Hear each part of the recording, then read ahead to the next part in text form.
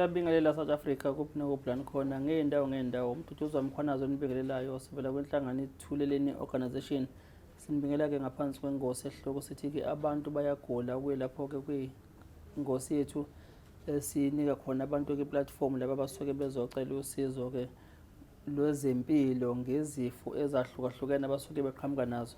Ingosi yethu-ke njengenjwayelo-ke sinethwela kabusha ukuthi-ke isinabaxhasi bayo ababizwa ngokuthi-ke iyagadla iBoss okuyabalaphi bendabuko ubaba-ke uMsomi. Nansi-ke inamba yabatholakala yocingo ethi 061 509 3838 iyagadla iBoss. Siyabonga kakhulu-ke sinodadewethu-ke namhlanje la okuyena-ke ozocela ukuthi-ke azosethulela ukuthi-ke ubhekene nasifo siphi emzimbeni wakhe nafisa ukuthola usizo-ke ngakho. Dadewethu sakubingelela. Yebo sawubona. Ninjani? Ngiyaphila. Mina igama ngumduduzo seswena igama bani? Ngusizakele ngwandwandu isibongo. Kuyiphi ma? Ngokuhlala ngihlala eNtuzuma. Entuzuma. Kaji. Yebo sisi kade lokho sixhumana sezathola ithuba ukuthi namhlanje-ke nawe ulithola ithuba lokuvela la. Yebo. Kwingosi abantu bayagula. Kwenzakalani sisi? Ngizocela usizo mayelana nomlenze wami ovele wavuvukala nje. Yebo. Mawuvuvukala nje bengihamba ibhedlela. Ngihambe eMakhande, ngingedwadi nePixley. Umahluka ngubona kunaloko luba wesi umlenze wami. Mawunyuka umlenze wami unyuka idolo nethanga sekuwesi kanti bengiphethwe umlenze kuphela. Sengibahambile-ke nezilwane bezulu angisizakali. Sengizocela usizo ukuthi ngicela ningilekelele ngoba ngazi kwenzakaleni ngempilo yami. Into eqale nini le? Ubukungiphathe kodwa ungiqinise 2022. Yaqala yangalingana. Mina nginezitho ezilinganayo nje kahle ezinkulu kodwa namhlanje nginonyawo olulodwa oluncane nolulodwa olukhulu. Angazi nami bazothi ngizothi isifo sini ngoba esibhedlela bafike bathi ngine cellulite test bashintsha bathi ngine clots bangilesa amaphilisi alezo zifo lezo basuke bangiyekisa bathi hayi abazi fanele benze njani noma ngilele lymphodema yini. Okay. So njengamanje bamngaliphi esibhedlela njengoba umlenze okhula nje? Ngisa-attend isibhedlela cause abanginanga ama-date bathi bangenzele incwadi yokuthi angilele amaphilisi ayinhlungu ekliniki cause abanale iphilisi elingangisiza. Ubuhlungu? Yebo ubuhlungu kodwa uney'nsuku. Uma ngabe nje usungiqalile akulamule isibhedlela nakhona ngibuye ngisizwa amaphilisi ey'nhlungu lawo nje alikho iphilisi lawo. So manje angazi fanele ngenze njani. Ubona ngila ngizocela usizo. Abalaphi bendabuko bathini bo njengoba ngizothi ngathi usubahambile nabo? Baye bathi nginomeqo. Unomeqo? Esho yebo. Emva kwalokho athi umuntu uzongisiza sathi imali angingasizakali. Okunaloko ngibona kuba wesi. Ngicabile, ngijobile, ngenze konke ngiphuzile imithi. Mhlampe mina engingaqondanike nongangisiza. Ake ngisho njalo. Bayakuhlolela? Bayangihlolela bathi nginomeqo. Bathi wawuthola lapho umeqo? Ekhaya egcekeni. Wena ngokwakho sola ukuthi-ke yini lento idalwa yini? Angazi, ngingasho ukuthi wona umeqo. Ngiphinde ngingazi noma akuwona yini. Ingakho bengikwenza kokubili isibhedlela nabantu. Kodwa namhlanje ngihlulekile ngoba ngisizakali. Ama-test amagazi ngoba phela enziwa ngapha kodokotela ngapha kubelaphi bendabuko abanayo indawo yama-laboratory. Baye bathini uma bethatha amagazi akho bewa-check odokotela? Bathi bathola nemzimbeni? Udokotela nje engigcina ukukhuluma naye wangitshena wathi igazi lami alihambi, imithambo yegazi, imithambo ivalile, blockile. Alihambi igazi. Ingakho ngathi lima namahluli. Wathi-ke yini ezokwenza ukuthi lihambe isixazululo salokho? Bathi abanalo ikhambi ngoba bangizamile ngeWiFarine ukuthi iyona ebizongisiza. So manje abanalo ikhambi. Lento abantu abaphathayo alubo ubuhlungu uyaxakeka nami lwami mangikhala ngey'nhlungu. Cause esibhedlela bengilala. Engigcina ulala kusona isePixley kaSem. Okay. Ngisona isibhedlela engigcina ngilala kusona-ke leso. Unyaka ka-2023 November. Bagcina babethi ababoni lutho. Ababoni lutho. This year ngoMarch kwaqhuma ilonda kuwona umlenze la. Ngaye polyclinic bangidlulisela khona. Ngangalala kodwa bangilobe ngenza ama-test ukuthi nje unyawo lami balokube beloku kudlulisa usuku uhamba eclinic uyokuthatha uyobhandisha lagcina lunjena-ke nje lunjena nje. Njengoba nalana ngingasakwazi ukuhlukanisa idolo nethanga. Ngicabile ngenze konke akukho engingakwenzanga. Lunjena nje unaloku kuyanyuka nokuba kwehle. Benginenyawo nje ezilinganayo lolu selungincane anginalo unyawo olungaka mina. Nenyawo zami nje ezilinganayo kahle izitho zami. Netoho langiphelela-ke ngakho ukugula kanje kwayimilela nje. Ngiyabona usugcabile kakhulu. Kakhulu ngiphuzile kakhulu akukho engakwenzile. Ngizama ngapha esibhedlela ngizama kubantu. Akukho engakwenzile. So angisazi nami ukuthi ngabe yini. Wovula unaso isibazi lapha ngaphambili. Lapha ngezansi lapha. Angazi ngibe nje ungafunga ngahlinzwa. Angazi ngibe. Wahlinzwa? Angazi ngihlinzwa. Kodwa ungathi ngahlinzwa. Angazi ngibe nje. Benginenyawo zami nje ezilinganayo ezinhle nje izitho zami nje. Engathi mangikhombisa izithombe uyibone. Njengoba manje senginje. Ngisho ngihamba. Abantu bayangibuka ngapha nangapha bakhombisana ngami. Anginjena. Angazi-ke noma unyawo lendlovu yini. Angazi nginjena nje. Kuyanyuka. Buye liphuma amanzi-ke lona unyawo. Mengasikwa into encane liphuma amanzi. Noma mhlawumbe mangabe ngigezile kwakhona ukuthinteka nje unyawo lu-sensitive livele liphuma amanzi.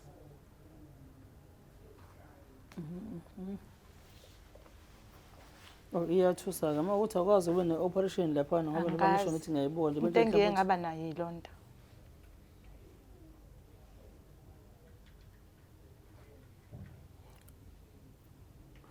Makuhambeka uyaphazamiseka noma sekuyaqala mhlawumbe ukuthi ukhombise ukuthi kune-weight imbalance. Yes, yabo nje meke ngingasukuma ekuseni. Kuyenzeka nje isonto lokho ngingakwazi ukuhamba. La ngitotoba khona meke ngihamba nje mhlawumbe ngenza ngathi kwenziwa shingane. Ngiba ne-pain la ebheke. Lo nyawo leli luyangisinda lolu lu-weak. Angikwazi ukuhamba straight. Engathi ngaliphakamisa lo. Konke nala selivuvukela. Livuvukele nje sekusuka la manje enyaweni kanti bengiphethwe umlenze kuphela. Bengiphethwe umlenze kuphela. Manje sekula. Akaze futhi bacabanga mhlawumbe ukuthi bathi balithuse odokotela akaze bakhuluma into njengalezo. Mina ngacela ukuthi ngicela bangihlinze bangikhiphele ama-clothes abawashoyo. Bathini? Abakaze basho lutho kodwa bakaze bangihlinze. Ngangicela ukuthi ngicela bangikhiphele lamahluli abathi akhona ngoba umbuka ngathi akhona wona amahluli ngoba alilingani alivukele straight ukuthi livukele nje lithe livuvukele laba namabhanyazi ngathi impela khona igazi elimile ngoba mangikade ngilele ekseni luthambathambile uyalizwa uzithambile makuhamba khaya isikhathi yebo sekuqinile kunaloko kade kuyikona ekseni okhomba ukuthi mhlawumbe igazi belikade ngilele lithe angazi mhlawumbe mini la amahluli anda khona. Ngokushintsha kwamasizini alibe nama complication uma ngena ihlobo mhlawumbe noma ubusika. Ukuthi khona la liba ngcono khona. Cha. Liyangiphatha nje mali liba ngcono liba ngcono. Futhi mase livukile ungaphika ukuthi like libe ngcono. Ngoba inyanga encane ngingadle ngisho ukudla nje. Ofu nje ngenxa yenhlungu. Angikwazi ngisho ukulibeka phansi mase lingiphethe. Awushuthi into yabantu.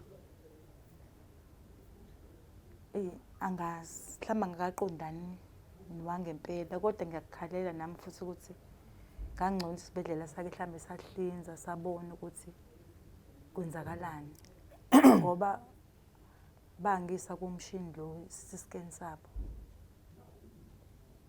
basho bathi hayi alubi lona lokho bed nababazi ukuthi kwenziwa yini ukuthi ungavumi ukwehla ngoba mangifikile nje esibedlela ngile ama-antibiotic lewa wodwa umjovo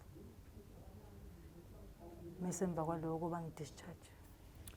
ezinye zezifo lezi eziba complicated yabo ekutheni zelapheke. Yabona nje lesi sabayibiza ngokuthi bathi elephant leg mabesho yabo, bese kuzoba ilesi selumbo, uzothi ilumbo sokukhukhumala kwesisu. Nezinye zezifo lezo engirekada njengezifo engingakaboni ukwelapheka kwazo, because kulesi nje sokukhukhumala kwesisu kunabantu ekade sinabo becela usizo kuthina asikaze kwagcina-ke kubenela. Sebehambile ibhedlela, bahamba abalaphi bendabuko, but ubone ukuthi-ke abelapheki.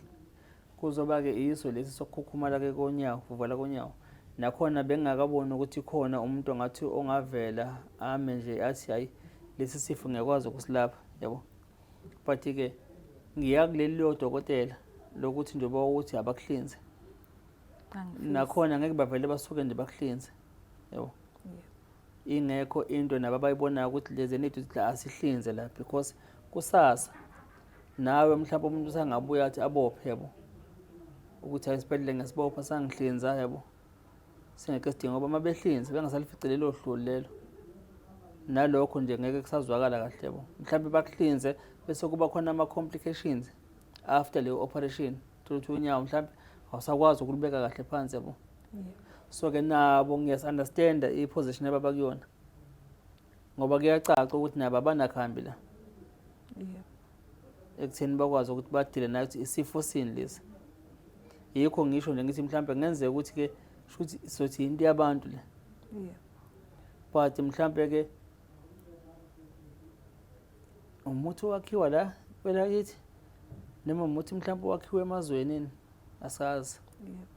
Kufuneka sithole mhlawumbe nakulokho ukuthi la malumbu engiwasho kade ungabala nje u2 aqhamuka uma ukuthi amalumbu.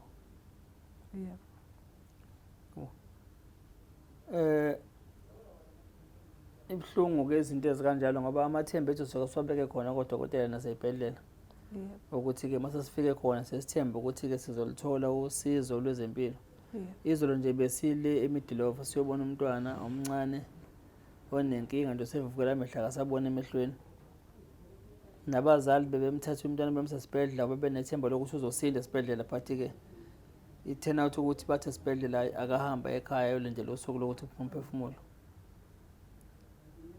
Ingane ihleli lapha ekhaya iyaqoma izinhlungu, ubuhlungu nje yabo. Le nto engiphazamisile nje usuku lami lonke nje nasebusuku yabo. Ngaphazamiseka nami ngaze ngaba nanokuyisola yabo. Mina-ke ngokwenkolo yami yabo iNazaretha yabo, ngikhonza ngaphansi kwenkosi uNyazi, but umsebenzi wami engiwenzayo into engayibeki phambili leyo yabo. Kube yami inkolo, umuntu ngizomcela nje usizo kwi-South Africa yonke ukuthi-ke akwazi ukuthola usizo yabo. But izolo ngeke ngayigcina nami ngiyibona ngathi mhlawumbe ngayibeka iphutha ukuthi mina ngiyakholelwa emafutheni ngokwami ekhaya nomndeni wami.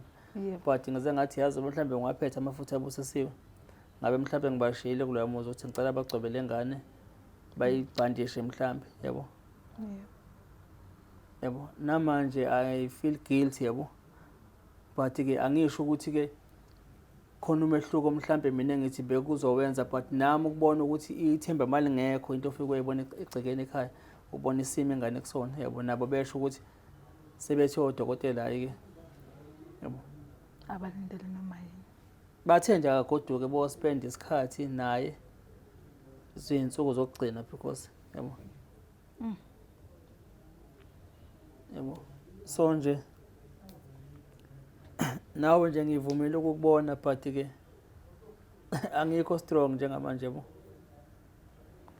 shuthi sesilinde uNkulunkulu enze noma ngendlela yakhe Emntwaneni nakwimi nje singalingani. no, sizolicela usizo. Ngeke ngisho lelo dadewethu, Yebo. thina sivela kaThuleleni. Yebo. Ake ngikuze nabantu ekhaya sivela kaThuleleni. IThuleleni ayisayi-drive mina ne-team yabo, isiyi-driver yona yabo. Ngizothi mhlawumbe uNkulunkulu senze ukuthi-ke iyi-drive yona, ngoba abantu abanezimo ey'njengezakho angikaze ngiphuphe nangelilodwa ilanga ukuthi mhlawumbe ngeke ngibhekane nabantu abagulayo yabo. IThuleleni nje mina ngayiphumela nje la ngiphuma khona, nami ngithi ngizoqwashisa abantu abasha ukuthi bangaweli lo mgodi nami ngangiwele kuwona. Ngayivulela nenhlangano ebizwa ukuthi Thuleleni Crime and Substance Abuse. Qwashisa ngobugebengu nangezidakamizwa kuphela. Yebo. Sahamba ke siqwashisa izingane ezikoleni nasemphakathini. Ngagcina-ke ngicelwa-ke umfethu-ke ubabheka ukuthi ngilekelele lapha engosini ayenza lapha nokhozi nethi uncipha bugebengu. Ngangena-ke nami ngazama ngangamandla ami ukuthi ngibambe iqhaza.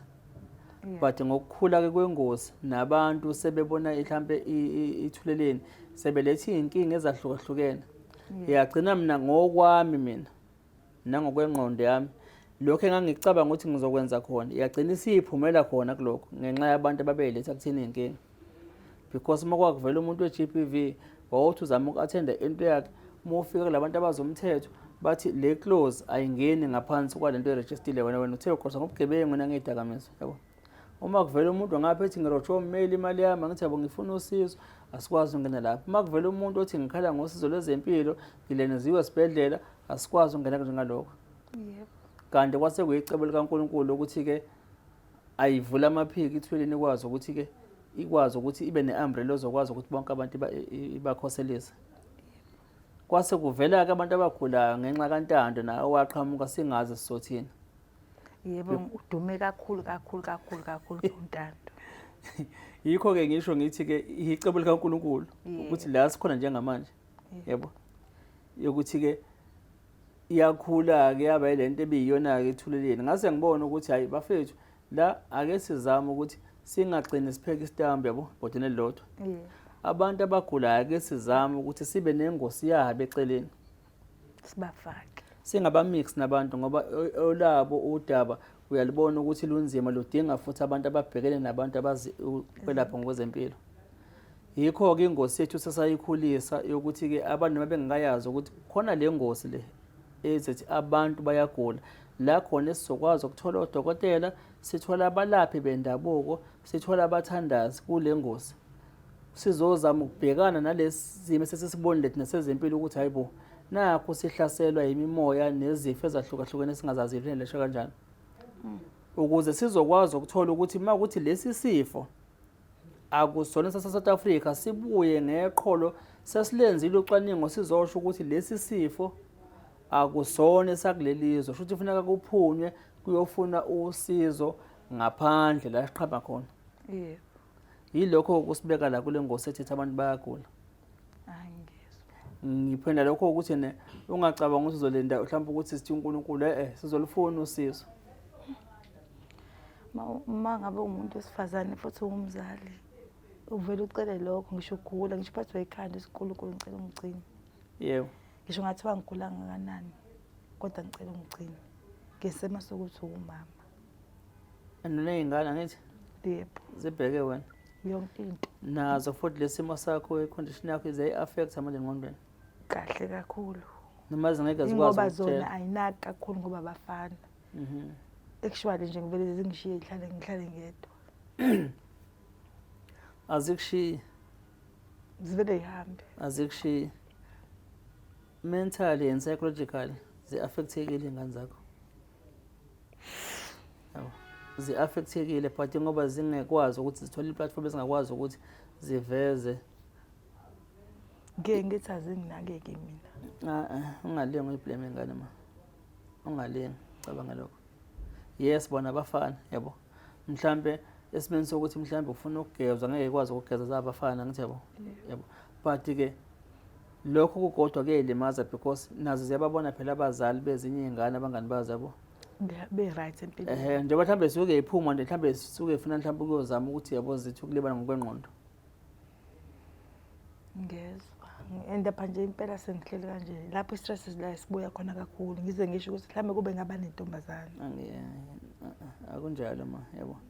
Yikho ke nje le ngosi basiyivula njengoba ngithi sizoba nodokotela, sinabo Dr. Mpanza abama-therapist, sinabo ama-social worker bose sinokwanda Ndevu esifisa khona ukuthi kule ngosi yethu sikwazi nokuthi ngilanga sizoba nabo ukukhanselisha abantu ngokwengqondo because nayo ingqondo iyakwazi ukuthi imqede umuntu nje imlimaze ngemcabanga soke sebhekene nayo. if usugulile but angakupholi ulimi ubona iminyaka ihamba umahluko ungawuboni uyawuphelelwa nayo ithemba nengqondo-ke ingahlukumezeki ngoba iy'bhedlela zikhonile ukuthi zisisize if kuhluleka zona uyihamba uphinde uzama futhi ngala uhamba kuphele kwasento othi uzamile gcine sokhubazeka usuke unethemba ingcono uma uzala uvele ungikhubazekile ngeke uthi ngimdala nje manje ngino-40 years ngivele nje ngimilwe ngiphathwe yinto nje 2022 bekuyisengiphathe kodwa kuphele 2022 nje zaqanya zami zangalingani nganethemba namanje 2025 lutho mahluko lento angazi thina wherever la ngihamba khona akwenzekanga manje benginakho nto kuhambe ngiqaphela uma ngibuka abantu uhlangane nomuntu mhlambe especially abantu besimame yabo ngoba ibona sikwazi ukuthi sibone izitho zabo uma begqoke iketi mhlawumbe uthi uyambona enyaweni uthola ukuthi okay yena uyaphila kodwa uma uthi uyabheka uyabona ukuthi inyawo zakhe ayilingani yabo not ngoba ku-affectekile khona mhlawumbe ngathi likhudlana kancane yabo angazi uma kusokwami ehlami nasuke ngibuka lento le yabo bese ngize nginemcabango mhlawumbe ukuthi yinto zemsamo noma ngabe mhlawumbe engabe yini yabo ngingazi ngiyibuza ngiyiphendula ngithi yabo uthi uyambuka umuntu esimama uthi hayi yazi inyawo zakhe uma uthi uyabukisiza kahle impela uyabona ukuthi hayi azikho equal yabo so ke ngifuna ukubhekana lakho nawe ukuthi into enzenze zemsamo usuke wabheka nakhona emndenini makuthi umuntu okholela kuzona. Ngiyakholelwa kakhulu kuwukuthi umndeni wami unhlakanhlaka ngashonelwe ubaba uma washada kwenye indawo so ekhaya mina ngimdala anginayo umbhuti engathi mhlambe uyena ongangimela ngizalelwe komalume uNdwanda isibongo sakomalume angaze ngihlale ekhaya kunzima. Ngikubuza lokho njalo ngoba iyo lento yokuthi impilo yethu esiyiphilayo uyothola ukuthi sometimes ngicela ngabasoli abantu kade ninaye mhlawumbe nithi niyayiphila impilo ubona ukuthi hayi sengithatha impilo ukuthi hayi ngiyasindiswa manje angithi uzama ukuvala leli page leli noma lomnyango because uza nencindezi eningi nawo because into make wazama nje ukuthi uyayinika ithi attention ne focus uvela ubone ukuthi yabona ke impilo yami la ngeke ziye ndawo la yabo nakhona nje ngoba ngisho ngithi ngibuza nje bengibuza nothi ukuthi ngithi kholela khona bengibuza yabo ukuthi yabona njengoba nje uyichaza impilo yakho indlela emahliphi ngakhona nje kusho nje umama ule yabona ubaba ule yabo leyo nto manje uma uthi nawe uthi ungafuna ukuyilungisa uyaphela nje 30 years and idinga imali angithi and wabasashona angithi yabona yabo idinga imali yabo idinga imali le ngenayo sengiphila ngalo sasa nawe ngawuthola ngayo lo mlenze engangayitsheni ukuthi ngizophila ngosasa ngoba bengidohoza bengisebenza nje emhlanje esibaya namhlanje nginje angisasebenzi sengiphila ngosasa nale ingane enye yafunda enye okay safundi kodwa it's fine impilo iyabheda ekhaya lami ngokuthi angikwazi ukuvuka ngiyozama ayikho into ongayenza but ngo-2000 ngicela sasiwami nampa abantu uze kubona bakathuleleni bakhona abalapha bendabuko nabo nje babuya kade boss abaxhasi balengosi yethu lethu abantu bayagula mhlawumbe nimbona ku TikTok la kubantu ke nje bonke ba South Africa ngicela nje ucela usizo ngale nkinga obhekene nayo onyawo. Ngiyabingelela ngicela usizo mayelana nomlenze ongiphethe soneminyaka yona ungiphethe awukulapheki ngibe ngizame izibhedlela umahluka ukho ngizame okwangala kwabantu beSizulu angisizakali ngingazi ke noma ngiqondane yini nongangilapha ngizocela usizo njengoba ngilana ukuthi nami kusasa ngibe nomahluko nalento engiyona ngoba umahluka nguboni okunalo ngibona ngathi usuku nosuku unyawo lami liyavuvukala luqalela uvukala wawumlenze manje kuyanyuka kuzithangeni ngizocela nje usizo esimweni engikusona ngizocela nje usizo esimweni engikusona engisibona esikhulu sidlondlobala. Yiloko nje ngikuzele la ngizocela Ithuleleni ingisize esimweni engibhekene naso. Kunzima, hayi kunzima, angikwazi ngisho ukuhamba nakahle. Ngibonga ubhodi nje ongixhumanisile neThuleleni, ubhodi uMduduzi Mkhwanazi, ngokumlalela-ke koMareto naku-TikTok. Sesize abantu abaningi enginethemba nami ukuthi ngizosizakala. Yiloko engikuzele lana nje kakhulu kakhulu. Akukho okungakusho. Ukubonga nje kubhodi. Yebo. South Africa ke siyinhlangano ke eyabantu abahluphekayo, abantu abalosizi nabaswele. Ngizama ngalokho nje lokuchaza ukuthi ke abantu abasuke beza kuthina bezocela usizo abantu abahluphekayo abangasenamali. So uma ngabe umuntu ezela evela kuthina usiza abasuke bezolicela bacela usizo ngoba ngempela amandla bengenawo. Imost yabo abantu abasuke sebehluphekile. So ngizama ukuthi ke kulakho ke umuntu ongaqhamuka athuza nosizo kufuneke azi ukuthi ngikusho upfront lokho ukuthi asinamali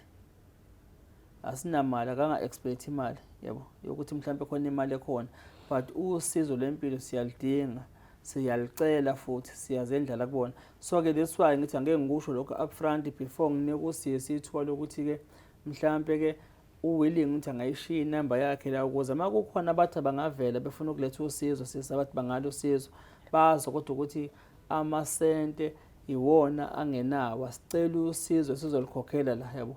Kube besinamandla besizophuma sifune usizo ngaphandle sihambe siyokhokha lapho. Njengoba uzela ngoba ngempela sekuphele khona. So ke kukwena ke dadewethu ukuthi uyafisa nokushiya inamba yokucinga mhlawumbe bazokwazi bacontact abantu. Yebo ngiyafisa. Okay, ungayishiya sisa. 065 17 258. Ngayiphinda. Iphinde sisi. 065 17 258. Yebo, uthola bani? Siza-ke lo ngwandwanda Sibongo. Ndwanda. Yebo. Yebo, kepha Entuzuma. Entuzuma kaG. Okay ma. No, siyabonga dadewethu nje ukuthola ithuba siza sikwazi namhlanje sihlangane. Yebo, ngiyabonga nami kakhulu. Yebo, uNkulunkulu siyamethemba ma. Ngiyabonga kakhulu. Yebo. Angazi ukuthi ngabonga kanjani. Ngiyabonga. Ngibonga kakhulu. Yebo. South Africa ke ilokho ke namhlanje ke bese zonethulela khona ke ngaphansi kwengosi yethu esihloko sithi abantu bayagula besothula nalo usizo ke likaSisi uMandwandwe onenkinga yokuvukelwa umlenze. Uma ngabe ke nawe lapha ekhaya kunalo usizo noma mhlawumbe nawo umuntu omazi ukuthi angamsiza, singacela ukuthi nivele niphakamise izandla nawo uSisi nje besilandela inhlangano yethu uzokwazi ukubheka kuma comment kule podcast yakhe abone ukuthi abantu baphawula bathini la bangamela khona mhlawumbe ukuthi nanto usizo olungavela nabelaphi bendabuko ke nabo abangavela ngokwehlukahlukana kwabo makuthi mhlawumbe bangakwazi ukulekelela singalemukela usizo ngazo zonke indlela olungaqhamuka ngayo ngezandla ezimhlophe. Mina egameni lenhlangano Ithuleleni ngaphansi kwengosi ethi abantu bayagula. Duduza kaMkhwanazi, uyabonga, nisale kahle emakhaya.